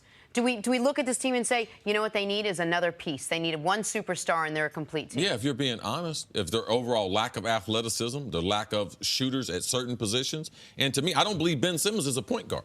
He doesn't have the judgment to be a point guard. He definitely can't shoot good enough to be a point guard. Nick talks about where he has a passing advantage. Yeah, he has a slight passing advantage, but he doesn't take care of the basketball. He doesn't have the mindset, how to run a team, how to set people up. He's very, very limited at playing the point guard. He didn't play point guard at LSU. So now trying to force that on him, I believe he's playing out of position. Well, here's the thing, though, because you and I are diametrically opposed on this specific point. I think Ben Simmons has to be your point guard, and I think he can be a transcendent point guard. But if shooting's... Where's Fultz going to play? I think you can play them both in the backcourt at the same time. Fultz can be your scoring two, and then on the defensive end, Fultz can guard the opposing point guard, and Simmons can guard a wing. But if shooting's your concern, unless you're going to play him at center, what position I'm not is playing shooting? him at a position. I'm playing him because he's an athlete. It's not about he's a 2, he's a 3, he's a 4. That part is not important. But with your dire concern about his shooting, which is legitimate, the position outside of center, whether it's 2, 3, 4, whether you're saying positionless, that you can get away with being a deficit as a shooter more than any of the others. You can't be a deficit as a shooter as a wing. I just think you're getting too caught up with the point guard position, all right? He's a good athlete we're going to have on the floor. He's going to handle the ball some, but he is not a traditional point guard. He does not have the skill set. He can't run an offense, and it's important, Nick, he can't shoot. I understand, but the important him not being able to shoot is no matter the position he's playing, that matters. I would argue it matters more in the positions you're talking about. But I disagree with you on if he can run an offense. But to Jenna's question, would we be talking about this had they won this round? Listen, Philly is the process is about trying to win a championship. And this team is presently constituted, unless the Warriors break up, unless Chris Paul gets old quick, they are not ready to compete with the Warriors and the Rockets. Now, if they're saying we're going to take the super long view, we're going to wait those guys out, we're worried about 2021 and 2022, that's fine. But they could go be the league favorites to win the title if they sign LeBron. They could be one of the top favorites if they get Kawhi or Paul George. This is the summer to do it. I absolutely would go all in on that, 100%. You know what? Normally on this show, we sort of frown upon people just walking onto the set in the middle of a song. Unless you're C.J. McCollum. Unless you're a real damn guard. If you're a real guard in the NBA, step forward. Oh, we got one. Oh, can you shoot outside 3 feet? Oh, we got one. Can you run an offense? Oh, we got one. And he just happened to be from OHIO. We are back after this. What's up, baby? Back here, first things first, we welcome in Blazer star C.J. McCollum. Hey, C.J., thanks for coming back. Good to see you guys. Last time you were here, we didn't have a true vision of how the conference finals were going to go on both sides, and now we do. So we were like, we need somebody to come in and break it down, and all eyes and signs pointed to you. No pressure. Just try to get it all right. Okay? Jenna is under this thing where all athletes are under this extreme pressure. Pressure is one of her things. You're not under pressure when you go out there on the court sometimes? There's always pressure, but some players don't feel it. Some players rise to the occasion, and others crumble. That's how I feel about this show, CJ. It's the same thing. Like, these guys are always stressed out, and I just rise above it. Oh, Jenna, cool as a cucumber. I just calm them down. Nothing neurotic about her. Not a big surprise that the Celtics and Cavs are squaring off in the Eastern Conference Finals. It's not even a huge surprise that Tatum, Brown, and Rozier have been playing lights out this postseason. It is sort of a surprise that the Celtics are where they are without Kyrie Irving and without Gordon Hayward and without Larry Bird. Eastern Conference Finals Game 1 is Sunday. CJ, I'll start with you. What do you think the Celtics have to do to upset the Cavaliers now moving forward? Well, obviously, everything starts with LeBron James, so trying to figure out a way to slow him down because you can't stop him. He's going to get his. He's going to distribute. He's going to rebound and kind of control the tempo of the game. But I think the difference with the Cavs is the second guy and the third guy. Kevin Love was great down the stretch of that last series. They kind of force-fed him to allow him to get into a rhythm, and then he was knocking down threes. He was finishing around the basket. But the production from J.R. Smith. J.R. Smith is knocking down threes. Obviously, he played great. He got to go off the last few days, so he should be relaxed and laid back, heading into this next series. If they have 3 guys that contribute or 5 guys in double figures, as they did in the last game, I feel like they'll be very, very hard to beat until they get to the NBA Finals. Yeah, I think it's pretty important the Celtics, Brad Stevens, what type of plan he comes up with LeBron. Because if you look at their starting lineup right now, they got Bain starting at the 5, Al Horford starting at the 4, and then they got these young kids at the 3 and the 2, Tatum and Brown. They don't have anyone in their lineup that can slow LeBron down. No. So do they go to a smaller lineup? Do they put Baines on the bench, Horford at the 5, bring in someone else to build throw? Because right now, these guys are playing 30 to 36 minutes. They don't have an answer for LeBron. So what I look for, Brad, is not what they do initially. That's one of the things. But what are they going to counterpunch? We saw Joel Embiid begin to dominate. What they start to do, they start to take the ball out of his hands. They start double-teaming him, which they don't typically do with the Celtics. So for me, what do they do initially? Watch that. But then what's their counterpunch to LeBron being effective offensively? Because I believe LeBron, he's going to go off in this series. He's going to average about 38 points, at least in this series. And he has owned personally the Celtics over the last few years. He's 10-1 personally against them in the playoffs. He's won his last 6 games in Boston. But the other thing that happened last night that mattered is the Eastern Conference Finals schedule came out. And it's a bummer for Boston because a whole lot of rest early in this series. They play Sunday, so that'll be a week since the Cavs played last. Then they play Tuesday, only 1 day off. And in between games 2 and 3 is 3 full days of rest. They play Tuesday and then not again till Saturday. They're giving them 1 travel day. Right. No, they're giving them 3 days off. Not 2 days off. They're giving them, they are off Wednesday, Thursday, and Friday. because they want the series to be extended. So instead of 2 days off, they have 3 full days off in between games 2 and 3, right? Like that's big. Why is that bad? No, well, it's great for LeBron. It's great. You can play LeBron It's 45 based on the TV minutes. schedule. They want to start the finals at a certain date. Exactly right. They want to start the NBA finals on a certain date, and they want to have as many. There are certain days of the week that are better But for you ratings. meant it's bad for Boston. It's bad for because Boston it's great for because LeBron. LeBron's going to be playing 3 games in 12 days. Like he's That going to. never happens. Say it again. That never happens in the regular season, ever. Right, and he played all 82 this year. And then they played back-to-back days or every other day in the second round, and they went 7 games in the first round. LeBron's going to be fresh for the first time since the All-Star break. Like, this is what this means for him in particular. Celtics are all young, like, except for Horford. They can play. They want to play as much as possible. Like, they're feeling great about how they are right now. Yeah, the time off will be good for them. But that is such an advantage for the oldest team in the league, the Cleveland Cavaliers, and for LeBron James, who's carried the heaviest workload of any player in the league this year. Look, the question is always going to be, moving forward, every game, as long as you're facing LeBron James, am I right? How do you stop him? How do you slow him down? What's the game plan you put into place if you're Boston? I mean, you understand what it's like to be on the court against him. What does it take? What do you have to do? I mean, he's averaging 34, 9, and 9 up to this point, so I don't think you can stop him, but you can force him into uncomfortable positions. I think you send a double team randomly at times on the first or second dribble, especially down the stretch of games. You don't let him have a chance to take game winners. You have to take the ball out of his hands and make somebody else do it. You've seen Jordan, he had to pass at times, in the prime of his career because of guys just being wide open and being able to shoot. So that's one of the things you have to do, and Kobe talked about it. He likes to go left, especially down the stretch of games. He hit a lot of game winners going left. The three-pointer was left. The quick lay against Indiana Pacers was left.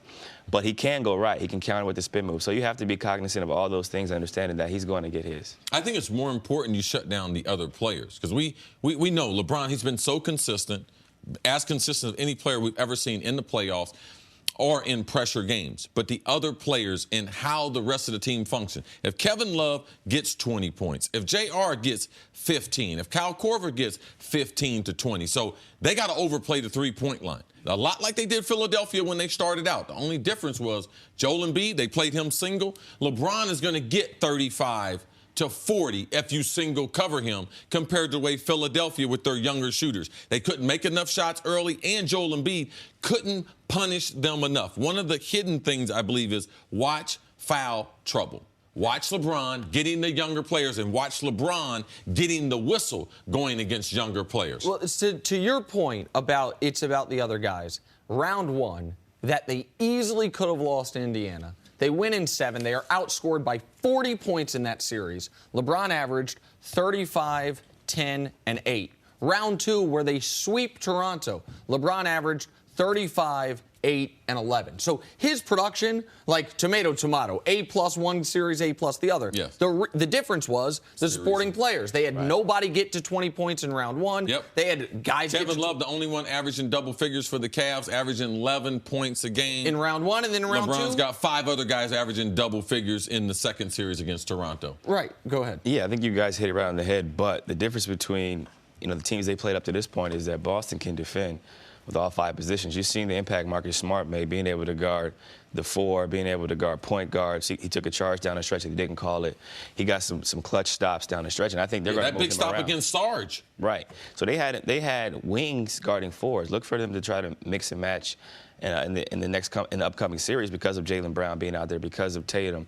They might put some of those guys on Kevin Love at times. And I think that the Boston does have, much like Indiana, bodies to throw at LeBron. Now, again, I just laid out the stats. He had the same stats against Indiana and Toronto. But if you watched the game, man, it looked like it was easy against Toronto. It really looked like LeBron was working for everything against Indiana. I thought it was smart that when he was bringing the ball up court, they were picking him up 80 feet just to make him use energy. Right. That's something I want to ask your opinion on, because I think it's underrated for the audience.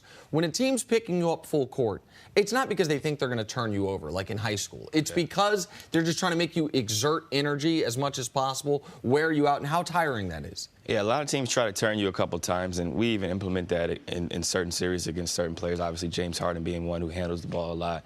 You want them to have to work for everything. So you don't want them to just be able to comfortably dribble it up, orchestrate the offense and set up the pick and rolls. You want them to have to work to get across half court. You want them to have to work to get into pick and rolls, and it wears you down. Yeah, they want you to work, but also they want you to work against the shot clock.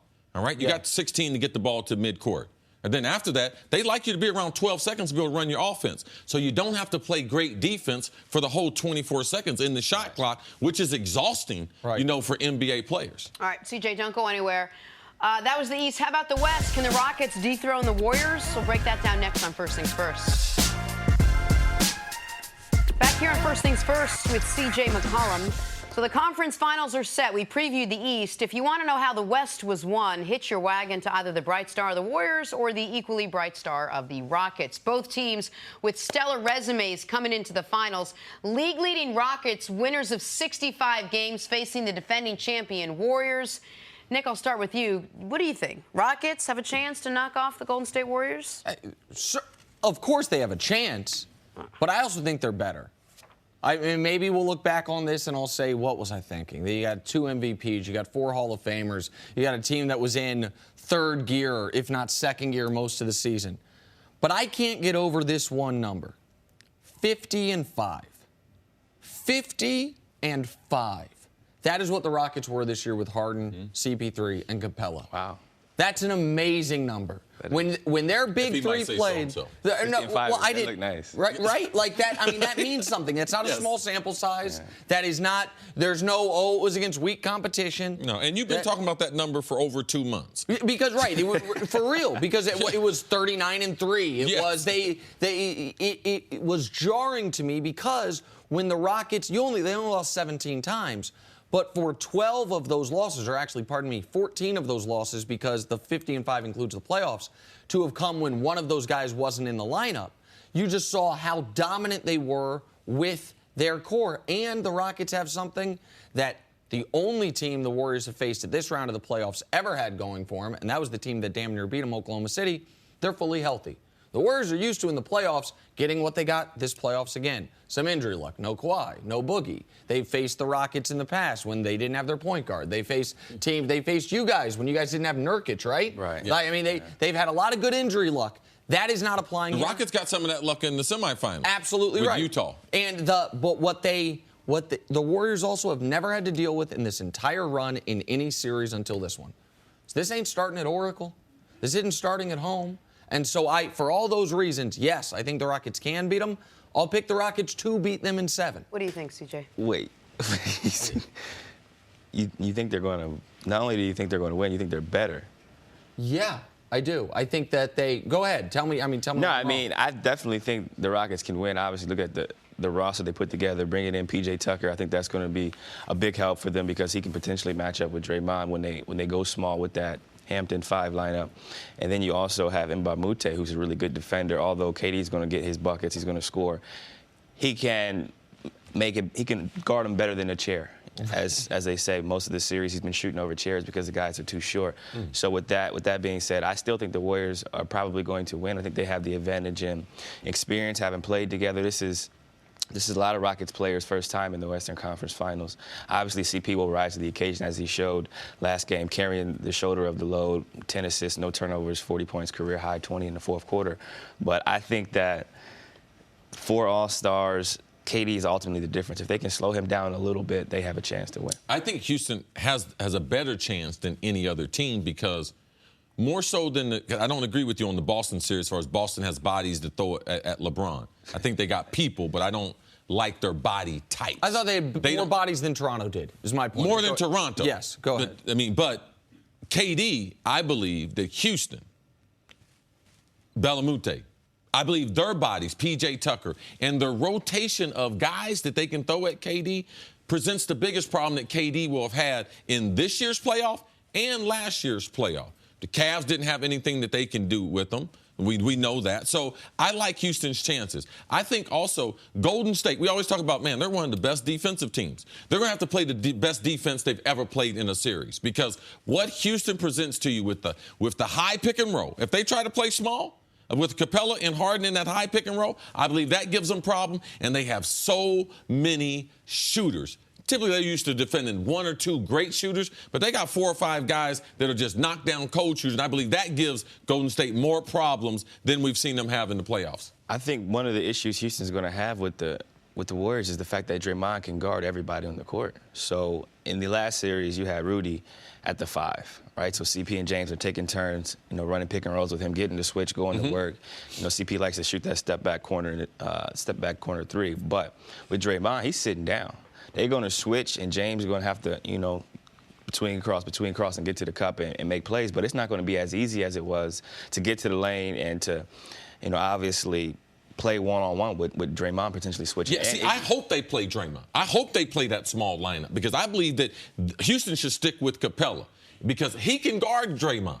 It's not like you got to worry about him. Right. Like, Draymond, how many shots is he going to hit? He's not going to blow past him. So I believe it plays in Houston's favor where they can play big, force Golden State to play small. I believe that's a huge advantage for the Houston Rockets. Skill-wise, it seems like you're all saying this could go 7 games. Then they match up. If both teams are healthy and both teams are playing, I think CJ's more confident in the that Warriors. The Warriors can finish it up. But my question to you is that because of that one thing you brought up, which is experience, which is normally not that tangible thing that we like to talk about, but you said, hey, they've got the experience. How much does that really factor in here when you're talking about the conference finals, a team that's won 65 games? Are they really at a disadvantage with that? I don't necessarily think they're in a disadvantage because these are elite players. James is an elite player, probably going to win MVP this season. CP is an elite player who understands the game and how to manipulate certain situations. But with that being said, the Warriors have play calls for days out of timeouts. They know what to run down the stretch. They know how to get advantages in terms of running a pick and roll with Steph and KD, which is very hard to guard because once you get a smaller guy on KD, it's curtains down the stretch. So with that being said, I just think that with the execution standpoint and the way the Warriors score is completely different than the Rockets. There's movement without the ball. There's cutting, playing off the split post. So it's not just guarding somebody one-on-one, which you can't do in this league. It's understanding that there's going to be movement, and Steph and them can play one-on-one, shoot threes off the dribble, and that changes the entire dynamic because they have to work on both sides of the ball. Question for you. Does Houston and what they're going to have to do and the different looks, and no one plays basketball like Golden State offensively. Do you think that affects Houston and their ability to play what we've seen? Nick, you said their offense is the most efficient that we've seen? Well, yeah, they were. At the tail end of the year, it tailed off. But at one point, they had the highest scoring offense per 100 possessions in the history of the NBA. Ended up being about 5th. But this Golden State team ended up being about 9th. Right. Do you think them playing defense affects that? I think they can play defense. The only thing you fear with this series, obviously stretching out, there's a lot of days to rest in between, is the fact that, James and CP are going to have to score 25 to 30, each night. Yes. Or get contributions from Trev, from, as you said before, Clint Capella, who reportedly the Phoenix Suns offered a max, so cha-ching. But I think it's going to be interesting to see, can they still score 25 to 30 while chasing those guys around? Or does the Houston Rockets use mix and match? So you allow James to kind of rest on defense. Well, that's where, by the way, I mentioned Klay Thompson potentially being the X factor in this series. Right. I think Steph's going to get his. I think KD's going to get his. I would, if they are going to play that Hamptons 5, right, I would ask Harden to guard Iggy as much as possible so he can rest somewhat on defense. I think Harden's strong enough to deal with Iggy. Mm-hmm. He's got a slight height disadvantage, but they don't want Iggy. And Iggy's not posting up a lot. Right, Iggy's not there. But there is a template, however, that we've seen, and I think that some of the tape the Cavs need to be watching is the 2016 finals, not only because that's the only series this Warriors team's ever lost, but what they did in determining every time Steph is on the court, if we can, we are going to run action to get him defending the ball. You're talking about Houston, watch Cleveland. Yes, if I didn't say it right, I apologize. Houston, watch what Cleveland did. Mm-hmm. Because LeBron, it almost looked like he had a vendetta. Like, it wasn't that. It was the right basketball play. But we are going to get Steph switched onto the ball handler, coming off, by the way, similarly as in 2016, a sprained MCL where he maybe isn't moving laterally as well as he would like, and we are going to make him defend. We are going to exhaust him, and we are going to make, this, you and Steph are about the same size. Do I have that right? I'm probably a little taller, probably weigh a little bit more. Oh, right, but so he's not drastically, obviously. But he's not drastically. People think Steph's this tiny guy. No, he's not. Steph's 6'3", you know what I mean? He's a little bit smaller than you. it's exhausting when you have to go through screens all game, right? Like the physical toll it puts on you. That's something that I think Houston has to do. I think they have to hunt out Steph on defense. Yeah, and they've done that all season. They take advantage of matchups. They pick out who they want strategically, and that's why I don't think there's a disadvantage in the experience, because CP studies the game. He understands that, for them to be successful in this series, they have to exploit certain matchups, whether that be when JaVale McGee's in the game, putting him in pick and rolls, understanding that James is able to draw fouls, so get the switch. And if you can get Steph, if you can get KD or Klay in foul trouble, then they're out of the game. Yes. You don't have to worry about them. All right, CJ, keep hanging out with us. Coming up, should we still trust the process? Next on First Things First. So much to talk about with Blazers star CJ McCollum. Thankfully, he's here, so it makes the conversation easier.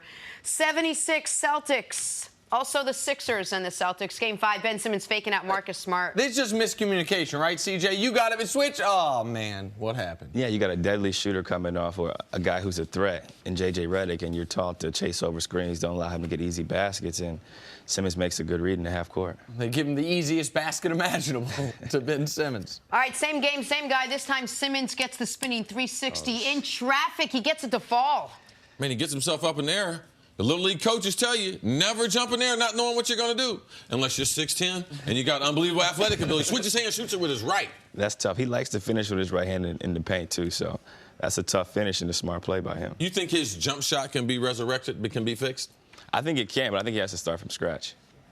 Well, I think he might have to switch hands. That's where he is, so good for him. He might be shooting with the wrong hand.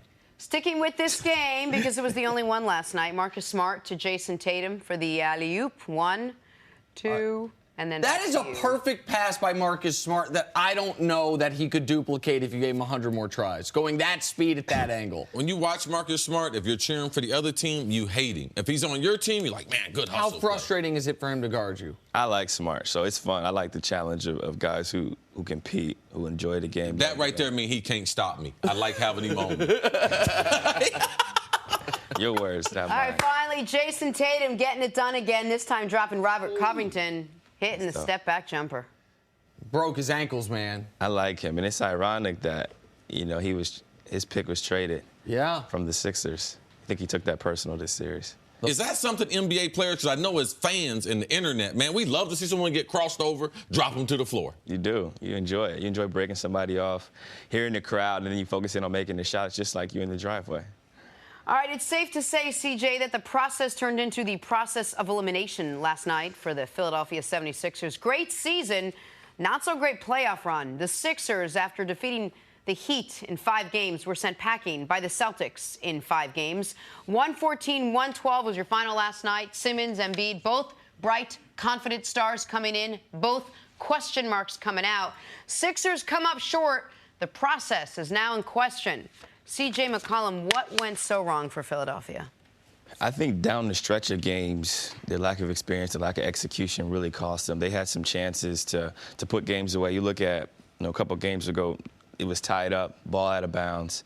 You get a turnover, give the Boston Celtics a chance to score down 2. Yeah. Didn't even get a shot. Didn't get a shot. And then you also had opportunity offensive rebound, under 24 on the shot clock. You could have pulled the ball out and got fouled, and that's what you talked about. I don't know if he wanted to shoot the free throws or not, what the case may be, but that's a chance where time and score, you realize that you pull it out. Yeah, not to pile on, those both 2 mistakes by Ben Simmons. He was the one inbound in the pass, threw it away. He was the one also with the offensive rebound. And should have pulled it out, absolutely. Yeah, but there was other lack of experience plays to where they didn't get loose balls. Maybe it was the effort. Obviously, you're trying to win games, and that's kind of the same thing we went through with New Orleans in the first couple games. They outplayed us, they out-hustled us, and obviously we're not trying to lose, but they got every 50-50 ball. They made every big shot. They made free throws down the stretch.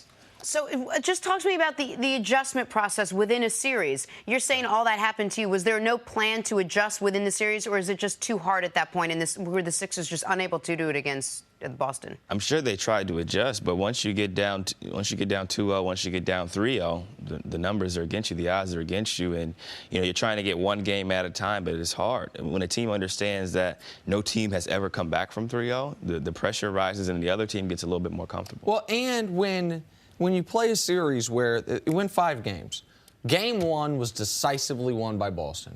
Game 4 was decisively won by Philly. Game 2, 3, and 5 were 50-50 games. I think most of the game, actually, 75-25 Philly games. Yeah. And they lost all three. Like, they were up 22 points in the mid-second quarter of Game 2, and they lost. They were up 4 with less than a minute left in overtime of Game 3, and they lost. They were up 4 with less than 90 seconds left last night, and they lost. If you go 0 for 3 on games that you have control of at the end, you can't win. Like, they could have won this series 4-1. With better late-game execution, this series could be over in their favor. That's jarring that it happened the way it did. Yeah, from a coaching standpoint, too, you could see the Celtics made some tremendous adjustments. Even in last night's game, they decided, okay, we're going to start TJ. All right, Brad Stevens, you know what he told him? You know what? We're going to bang him. We're going to post him up. They ate him alive to start the game. What they start to do late in the game, you might have forgot what their game plan was. No, Boston went right back. In the fourth quarter, they went right back to posting up whoever they thought was the weak link in Philadelphia. In Philadelphia, they hit the 3-ball this year at pace. They ran and shot the 3. They weren't able to do this in this 5-game series. We've been talking a lot about Ben Simmons. I know we're going to get back to it. But the other part of this that we thought, or at least I thought, where Philly was going to have a major advantage was Joel Embiid either against Baines or Horford, and he was totally neutralized. I thought he was outplayed by Horford. He got his points, but he was inefficient from a shooting perspective, and he averages more turnovers than any post-up big man that I can remember. He was turning the ball over 3 times a game. Like, you handle the ball all the time. 3 turnovers is the most you're comfortable with in a game, right? Maybe 4? Yeah, you're trying to turn the ball over, but that's another thing. Him trying to score, trying to generate some offense for that team, understanding that they were facing elimination. He's essentially the one who coined the trust the process, so he felt like the pressure was going to be on him, and he had a chance to finish down in the paint late in that game and smoke the layup. But I thought that he played hard. I thought that Al Horford's experience, having played in the playoffs, being a jack-of-all-trades guy who can shoot the 3, he can initiate an offense, he can defend multiple positions. I think that showed, and people complained about him being an all-star. People complained about the amount of money he makes, but I think he's a guy most teams and players would want to play with. CJ, one of the things we've been talking about all morning is what the final piece is for this Sixers team if they're going to take it to the next level next year. And it's maybe bringing in a big superstar, a Paul George, a LeBron James, whoever they could possibly get. Do you think that's what they're missing, is one big superstar for them to take it one step further in this process? I don't even necessarily think they need a superstar. Obviously, that would help if they got another player, but I think internal development is going to be big. Guys have gotten better over the course of their career. Obviously, they were hurt at the beginning. Implementing J.J. Redick, a veteran guy who can shoot, who can do a lot of different things, helped them.